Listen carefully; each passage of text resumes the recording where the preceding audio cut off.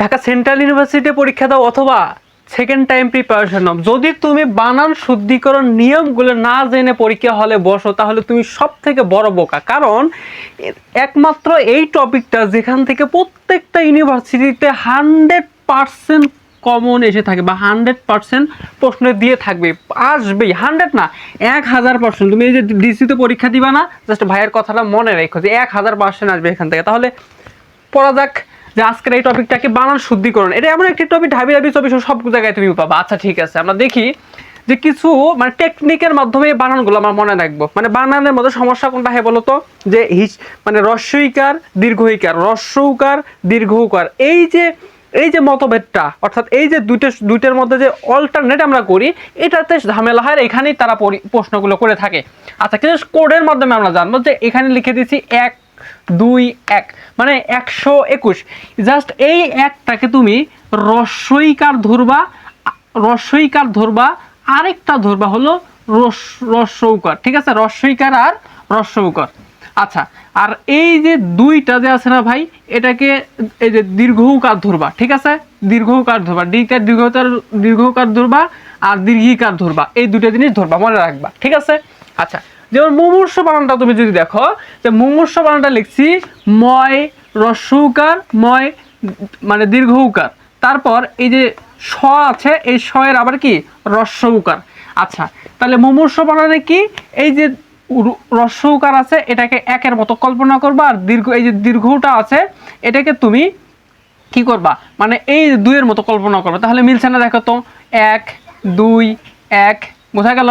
আচ্ছা, পিপিলিকা বানানে দেখো, এই যে পিপিলিকা, এটাকে 1 ধরো, এটাকে 2 ধরো, এটাকে আবার 1 ধরো, তাহলে 1 2 1। তারপর বিভীষিকা বানান, এই দেখো 1, তারপরে দেখো এটাকে ধরো 2, আবার এই যে আকার, হ্যাঁ এটাকে আবার, এটা তো না, এই যে এটা, হ্যাঁ এটাকে ধরো 1। তাহলে বিভীষিকা বানানো কি, এই যে 1 2 1, এই রুলসটা মিলছে কিনা বলো তো। ঠিক একইভাবে তুমি এটা মনে রাখবা, অর্থাৎ এই যে মুহূর্ত, নিরীহ, মধুসূদন। ঠিক আছে, এই যে এই বানানগুলা মনে রাখবা তুমি 1 2 দিয়ে। এই যে রস্যউকার, এটাকে বলছিলাম কি 1, এই যে একের মতো কল্পনা, অর্থাৎ একের মতো কল্পনা করবা এই যে রস্যউকারকে, হ্যাঁ। তারপরে এই যে কি দীর্ঘউকার, এটাকে 2 এর মতো কল্পনা করবা, এটাকে ধরো 2। ঠিক আছে, ঠিকভাবে নিরীহ, এই যে 1, এই যে 2। ঠিক আছে, মধুসূদন, তাহলে এই যে 1, এই যে কি 2। ঠিক একইভাবে 2 2 যেটা সমীচীন, এই বানানটা খুবই ইম্পর্টেন্ট, ভেরি ভেরি ইম্পর্টেন্ট, মনে রাখবা সমীচীন।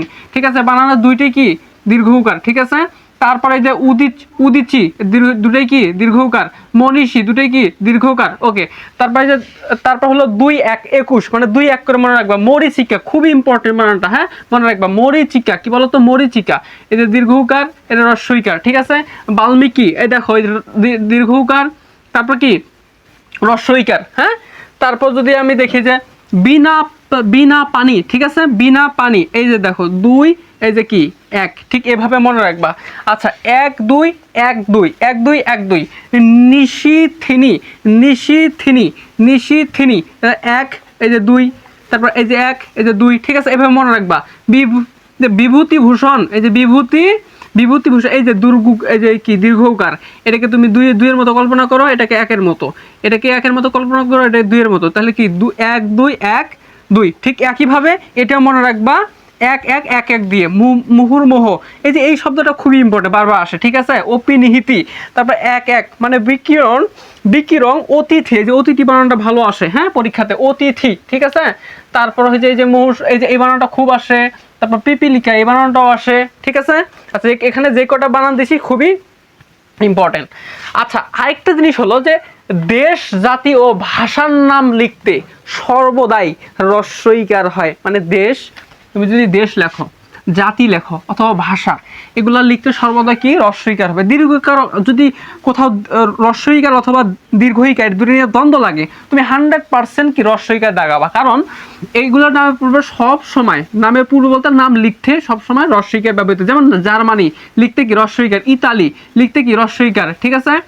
আচ্ছা, তারপর জাতি, যদি জাতি বুঝায়, হ্যাঁ জাতি লিখতে, যেমন বাঙালি একটা জাতি, তুর্কি একটা কি জাতি, তাহলে এই যে বাঙালি লিখতে রস্বইকার হবে, তুর্কি লিখতে রস্বইকার হবে, আরও যেগুলো আছে সবগুলোতে রস্বইকার। ভাষা, ইংরেজি ভাষা, এই যে ইংরেজি ভাষা রস্বইকার হবে, দীর্ঘিকার হবে না। হিন্দি সর্বদাই রস্বই হবে। আরবি কি হবে, রস্বইকার হবে। ঠিক আছে, শব্দের শেষে অঞ্জলি লিখতে রস্বইকার হয়, মানে একটা কোনো শব্দ শেষে যদি অনেকগুলো শব্দ আছে না যেগুলো শেষে অঞ্জলি লিখতে হয়, যেমন গীতাঞ্জলি, তারপর কি আছে তো শ্রদ্ধাঞ্জলি, ঠিক আছে, পুষ্পাঞ্জলি, তো এগুলা লিখতে সর্বদা এই অঞ্জলিগুলা কি হবে, এই তোমার রস্বইকার হবে। আচ্ছা, কি হবে, রস্বইকার হবে, এই যে রস্বইকার হবে। ঠিক আছে, আচ্ছা, এই যে শ্রদ্ধাঞ্জলি, এই যে অঞ্জলি বানান রস্বইকার। গীতাঞ্জলি, এই যে বানানটা খুবই আসে, ভেরি ভেরি ইম্পর্টেন্ট। ঠিক আছে, খুবই আসে।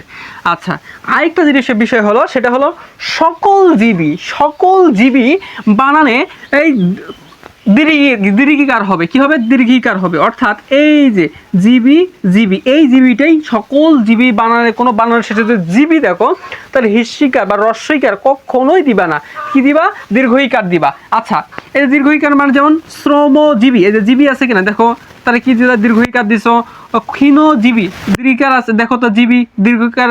বুদ্ধিজীবী আছে নাকি, পেশাজীবী আসে না, কৃষিজীবী, তাহলে কি দিবা, জীবী।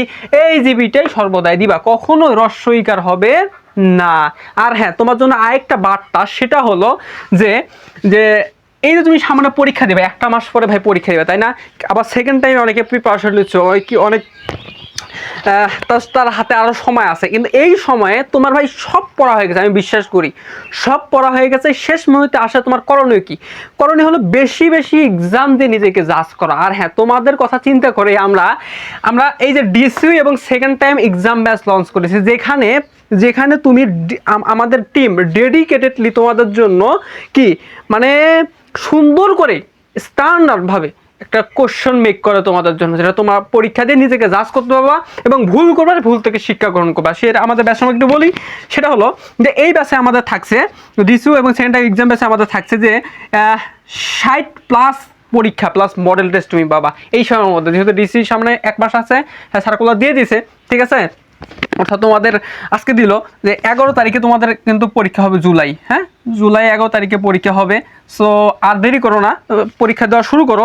আর স্পেশাল সাজেশন আমাদের কিন্তু ডিসির জন্য স্পেশাল সাজেশন আছে এবং সেকেন্ড টাইমের জন্য আলাদা স্পেশাল সাজেশন আছে। সো তুমি এটা কখনোই মিস করলে না। তাহলে ভর্তি কীভাবে হবা, ভর্তি ফি মাত্র 150 টাকা, এটা 300 টাকা ছিল যেহেতু খুবই অল্প সময়ের জন্য। সো আমরা 300 টাকা বাদ দিয়ে 150 টাকা রেখে দিছি। আর পেমেন্ট সিস্টেম হলো এই যে বিকাশ, এই যে নাম্বার 01719858124, নগদ হলো 01861265234। আর হ্যাঁ, যারা তোমরা মানে পরীক্ষা দিতে চাচ্ছ, ফ্রি এক্সামগুলো দিতে চাচ্ছ, আমাদের ফ্রি সাজেশনগুলো পেতে চাচ্ছ, তাদের এই কমেন্টে দেয়া যে আমাদের হোয়াটসঅ্যাপ গ্রুপ আছে এবং টেলিগ্রাম গ্রুপ আছে, যুক্ত হয়ে যাও। ফ্রিতে সকল আপডেট তোমাকে ফ্রিতে দিবে আমাদের টিম, কোনো সমস্যা নেই। মাউস এডুকেয়ার তোমাদের সাথে আছে। আর হ্যাঁ, আরেকটা কথা যেটা হলো যে তোমাদের মধ্যে যারা আর্থিকভাবে অসচ্ছল বা ভর্তি হতে পারছো না, এমন যদি কোনো শিক্ষার্থী থেকে থাকো, তাহলে ভাই প্লিজ আমাকে একটা নক দিবা। কোন নাম্বারে, এই যে এই নাম্বারটাতে নক দিবা। এটা কিন্তু আমার হোয়াটসঅ্যাপ নাম্বার, হ্যাঁ কি এটা আমার হোয়াটসঅ্যাপ নাম্বার। সো এই নাম্বারটাতে তুমি কল দিবা, নক দিবা 08612652234 দিয়ে বলবা ভাইয়া আমার তো এই সমস্যা, আমি তো ভর্তি হতে পারছি না, আমার তো টাকার প্রবলেম, হ্যাঁ ফ্যামিলিগত অনেক ইস্যুস আছে, বা আপনার যেটা সমস্যা এটা আমাকে খুলে বলবেন। দেন আমাকে বলবেন ভাই আপনাদের এখানে কি আমাকে ভর্তি নেওয়া যায়, আমি তোমাকে 100% ভর্তি দিব ভাই, মানে একটি টাকাও তোমাকে পে করতে হবে না। এবং এমন কোনো শিক্ষার্থী তোমার যদি বন্ধু বান্ধব থেকে থাকে তো আমাকে বলবা, জানাবা, আমি তোমাদেরকে এই যে ফ্রিতে ঢুকাই দিব। এবং প্রাইভেট বেসে ভাই, ফ্রি বেস তো প্রাইভেট বেসে ঢুকাই দিব। আর হ্যাঁ, যাদের সামর্থ্য আছে অবশ্যই এটাতে এই দুটো নাম্বারে পেমেন্ট করে তুমি আমাদেরকে হোয়াটসঅ্যাপে নক দিবা, অথবা আমাদের যে মামুস এডুকেয়ার পেজ আছে এখানে তুমি নেবো। ঠিক আছে, সবাই ভালো থাকো, সুস্থ থাকো।